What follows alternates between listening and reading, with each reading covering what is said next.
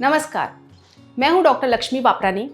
मैं एक consultant rheumatologist हूं, यानी कि गठिया रोग विशेषज्ञ। आज हम बात करेंगे एंकिलोजिंग स्पॉन्डिलाइटिस के बारे में। एंकिलोजिंग स्पॉन्डिलाइटिस ये एक कमर का गठिया होता है जिसमें कमर के और कूल्हे के हड्डी में दर्द और सूजन आती है। एंकिलोजिंग ये शब्द ग्रीक वर्ड एंकिलोस से निर्जात हुआ है, जिसका मतलब है फ्यूजन। स्पॉन्डिलाइटिस ये शब्द ग्रीक वर्ड स्पॉन्डिलोस से निर्जात हुआ है, जिसका मतलब है स्पाइन।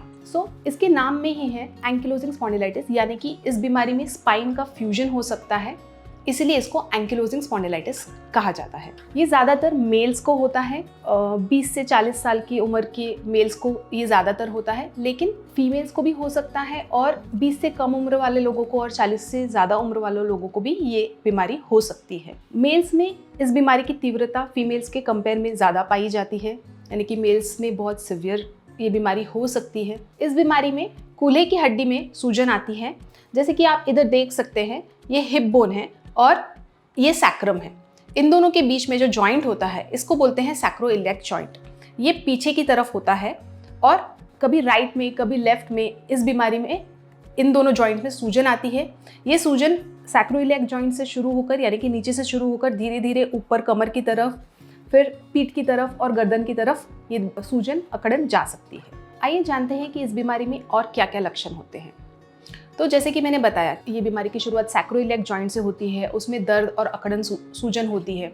तो पेशेंट को, क्योंकि ये जॉइंट बटक एरिया में लोकेटेड होता है, तो बटक एरिया में पेशेंट को पेन, स्टिफनेस होता है।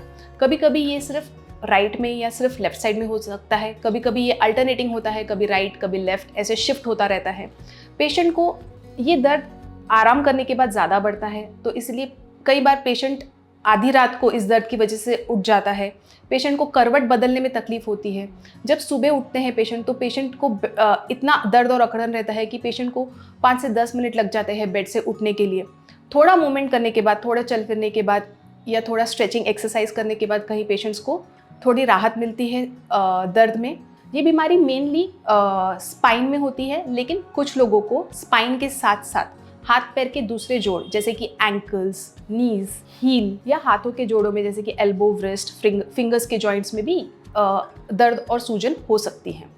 कुछ लोगों को इस बीमारी में डैक्टिलाइटिस होता है। डैक्टिलाइटिस का मतलब पूरी ही उंगली का सूज जाना, या हाथ या पैर के उंगली का पूरा सूज जाना। जैसे कि जॉइंट में सूजन होती है तो वो अलग अलग दिखाई देती है, लेकिन डैक्टिलाइटिस में पूरी उंगली ही सूजन दिखाई देती है। इसको सॉसेज फिंगर्स भी कहा जाता है मेडिकल लैंग्वेज में। कुछ लोगों को एंथेसाइटिस होता है। एंथेसिस यानी जहाँ मसल बोन को अटैच होता है, उस पार्ट को एंथेसिस बोलते हैं।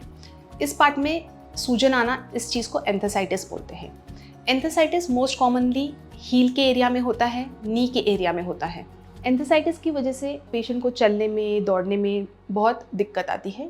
जॉइंट में पेन होता है। कुछ लोगों को सांस लेने में भी दिक्कत आती है, क्योंकि जो चेस्ट के मसल्स है, चेस्ट में भी एंथेसिस होते हैं और चेस्ट में भी जॉइंट्स होते हैं, जिनको कोस्टोकॉन्ड्रल जंक्शंस बोलते हैं। उसमें भी दर्द और सूजन होता है, जिसकी वजह से पेशेंट को लंबी सांस लेते समय पेशेंट को चेस्ट में दर्द होता है। कुछ लोगों को इस बीमारी का असर आइज़ में देखने के लिए मिलता है, जैसे कि आइज़ में दर्द और सूजन होना, आइज़ लाल होना। इस बीमारी को यूवियाइटिस भी कहा जाता है। आयराइटिस और आइरिडोसाइक्लाइटिस भी इस बीमारी के दूसरे नाम हैं। कुछ लोगों को इस बीमारी का असर पेट के आंतों पे होता है। उनको बार बार लूज मोशंस होते हैं या स्टूल्स में म्यूकस और ब्लड देखा जाता है। इसको इन्फ्लेमेटरी बॉवल डिजीज़ या अल्सरेटिव कोलाइटिस, क्रॉन्स डिजीज़ इस नाम से भी जाना जाता है। बहुत लंबे समय तक स्पाइन में सूजन रहने की वजह से स्पाइन के वर्टिब्रे फ्यूज हो जाते हैं, जिस वजह से पेशेंट का पॉस्चर बिगड़ जाता है, वो पॉस्चर स्टूप्ड हो जाता है। इसको ही क्वेश्चन मार्क पॉस्चर भी कहते हैं। कई बार स्पाइन का फ्यूजन होने की वजह से पेशेंट के मूवमेंट्स में बहुत दिक्कत आती है। पेशेंट अपनी गर्दन हिला नहीं पाता है, कमर के मूवमेंट्स नहीं कर पाता है, नीचे झुक नहीं पाता है। सोने में भी पेशेंट को दिक्कत आती है, क्योंकि स्पाइन का आकार बदल जाता है, तो पेशेंट सही से सो भी नहीं सकता है। आइए जानते हैं कि इस बीमारी का डायग्नोसिस कैसे किया जाते हैं और क्या इन्वेस्टिगेशन किए जाते हैं इस बीमारी में। तो इस बीमारी में सबसे इम्पॉर्टेंट डायग्नोस्टिक टेस्ट है MRI ऑफ सैक्रोइलियक जॉइंट्स। कूल्हे की हड्डी का MRI करना बहुत इंपॉर्टेंट होता है। इसमें देखा जाता है कि सैक्रोइलियक जॉइंट्स में इन्फ्लेमेशन है क्या, सूजन है क्या, कुछ इन्फ्लेमेटरी साइंस है क्या। कई बार ऐसा होता है कि पेशेंट्स सिर्फ लंबार स्पाइन का एमआरआई करते हैं और सैक्रोइलैक जॉइंट का एमआरआई रह जाता है। सो सैक्रोइलैक जॉइंट का एमआरआई करना बहुत ज़रूरी है। एक्सरे की भी हेल्प ले सकते हैं डायग्नोसिस में, लेकिन शुरुआत के 6 महीने के अंदर एक्सरे में सैक्रोइलाइटिस नहीं दिखाई देता है। एक्सरे का यूज़ ज़्यादातर बीमारी का प्रोग्रेस देखने के लिए होता है कि स्पाइन का फ्यूजन हुआ है क्या, किस हद तक स्पाइन का फ्यूजन हुआ है, ये जानने में एक्सरे हमारी मदद करता है। इसके अलावा एक बहुत इंपॉर्टेंट टेस्ट है जिसका नाम है HLA-B27। ये ब्लड टेस्ट होती है, ये एक जेनेटिक टेस्टिंग है, यानी कि ये HLA-B27 एक जीन होती है जो कि एंकिलोजिंग स्पॉन्डिलाइटिस के 80% पेशेंट्स में पाई जाती है। लेकिन हर पेशेंट में HLA-B27 पॉजिटिव होगा ऐसा नहीं है।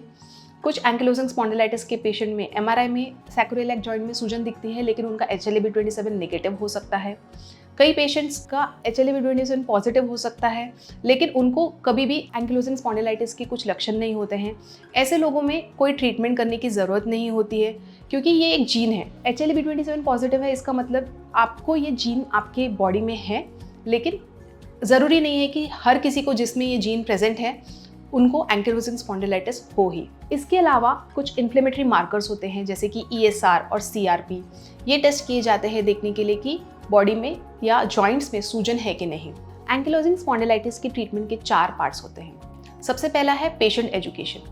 जब भी पेशेंट हमारे पास आता है और हम लोग डायग्नोसिस करते हैं कि उसको एंकिलोजिंग स्पॉन्डिलाइटिस ये बीमारी है, तो सबसे पहला हमारा काम होता है कि पेशेंट को एजुकेट करना, उसको बताना कि ये बीमारी क्या है, किस वजह से हुई है और क्या करने से क्या नहीं करने से उसको बीमारी में राहत मिलेगी। ट्रीटमेंट का दूसरा पार्ट है लाइफस्टाइल। लाइफस्टाइल में अगर आपका वेट ज़्यादा है किसी का, तो उनके बॉडी में इन्फ्लेमेशन होने का चांसेस बढ़ता है, तो इसलिए वेट रिडक्शन करना बहुत इंपॉर्टेंट है। स्मोकिंग एक एंकिलोजिंग स्पॉन्डिलाइटिस का रिस्क फैक्टर है, तो अगर आप स्मोक करते हैं तो स्मोकिंग बंद करना बहुत इंपॉर्टेंट है लाइफस्टाइल में एंकिलोजिंग स्पॉन्डिलाइटिस के पेशेंट के। सिमिलरली अभी लेटेस्ट रिसर्च के हिसाब से अल्कोहल भी एंकिलोजिंग स्पॉन्डिलाइटिस को ट्रिगर करता है, so it is better to avoid alcohol if you are consuming any. Ankylosing spondylitis का तीसरा और बहुत इंपॉर्टेंट पार्ट होता है एक्सरसाइज। सो इसमें जैसे कि स्पाइन के एक्सरसाइज होते हैं, भुजंग आसन होता है जिसको ही कोबरा पोज भी बोलते हैं, तो स्पाइन के एक्सटेंशन करने वाले एक्सरसाइजेस बहुत इंपॉर्टेंट होते हैं, क्योंकि इस बीमारी में स्पाइन का फ्लेक्शन डिफॉर्मिटी होने का, यानी कि स्पाइन सामने झुकने का डिफॉर्मिटी होता है, इसलिए एक्सटेंशन एक्सरसाइज जो कि स्पाइन पीछे की तरफ मोड़ने वाले एक्सरसाइज होते हैं, कोबरा पोज, ये एक्सरसाइज करना इंपॉर्टेंट है। स्पाइन की एक्सरसाइज करने की वजह से स्पाइन का स्टिफनेस कम होता है और स्पाइन के मसल्स भी स्ट्रांग होते हैं, जिसकी वजह से पेशेंट का दर्द काफ़ी हद तक कम होता है। अब आते हैं एंकिलोजिंग स्पॉन्डिलाइटिस के ट्रीटमेंट के चौथे पार्ट पे, जो कि है मेडिकल मैनेजमेंट। सो एंकिलोजिंग स्पॉन्डिलाइटिस के हर पेशेंट के सिम्टम्स की सिवियरिटी अलग होता है। कुछ पेशेंट को सिर्फ बहुत माइल्ड सिम्टम्स होते हैं जो कि सुबह थोड़ा स्ट्रेचिंग करने से, एक्सरसाइज करने से ठीक हो जाते हैं। कुछ पेशेंट्स के सिम्टम थोड़े ज़्यादा होते हैं, वो मॉडरेट कैटेगरी में आते हैं। इन पेशेंट्स को सिर्फ एक्सरसाइज करने से दर्द में राहत नहीं मिलती है, तो ऐसे पेशेंट्स को कई बार एंटी इन्फ्लेमेटरी ड्रग्स देना पड़ता है और एंटी आर्थराइटिस मेडिसिन, जिनको डीमार्ट्स भी कहा जाता है, disease modifying anti rheumatic drugs जिनको बोलते हैं, जिसमें कि सल्फासालाजिन और मिथोट्रेक्सेट आते हैं। ऐसी दवाइयाँ हम लोग स्टार्ट करते हैं।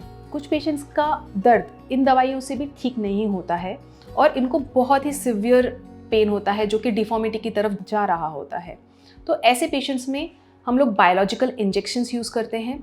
ये इंजेक्शंस डॉक्टर के गाइडेंस में, एक एक्सपर्ट रूमेटोलॉजिस्ट के गाइडेंस में ही लेनी चाहिए।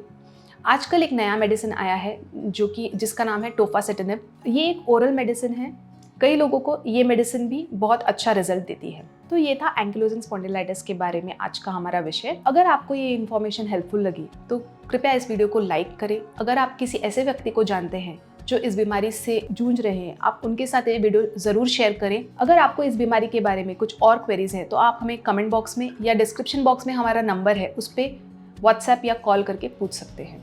Thank you.